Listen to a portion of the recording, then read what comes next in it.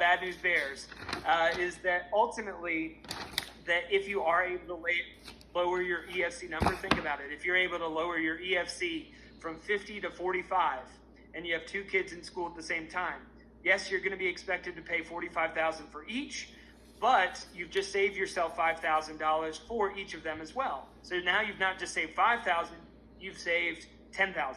So it does double your savings if you're able to affect that EFC number. Just something to think about as you're planning ahead. That's why it's so important to know that EFC number ahead of time. Strategies that we've seen work well for families in this case. A few other secrets to think about, right? Could take a gap year. Actually, now there's a lot of programs that will actually accept $529 to pay for gap year programs. And what we've seen, here's a quick story for you. We actually had a family, the daughter did not get into her dream school right off the bat. Instead of falling back on a safety school, she chose to take a gap year. She did a mission program down in Costa Rica. She bolstered her Spanish, bolstered her resume, reapplied to the dream school, got in the second time around. So again, that gave them some wiggle room to another year of saving for a college expense. So if you're looking to buy yourself some time, maybe that gap year is it. Community college can be also something that, again, saves you some dollars, certainly on the front end, and something that we've seen become more frequent here in the time of COVID, right? Just because families are, again, looking to stay a little bit closer to home maybe, as it's virtual learning.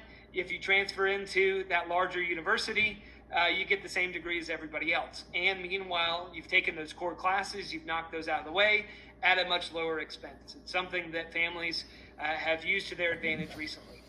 Tuition reciprocity programs, North Carolina would be a part of the academic common market. We're not right now. Again, that's a state legislative decision. But if that's the case, that actually means you can get in-state tuition at an out-of-state school.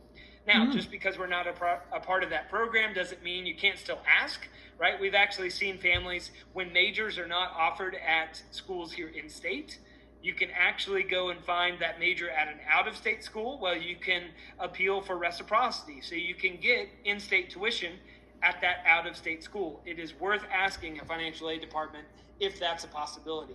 And so just a few things to think about, a few secrets that we've seen buy families time and maybe get a few additional dollars when they might not have thought they could have get them. So just something to keep in mind. Now, a question we get all the time, hey, Walt, listen, what if I make too much money to qualify?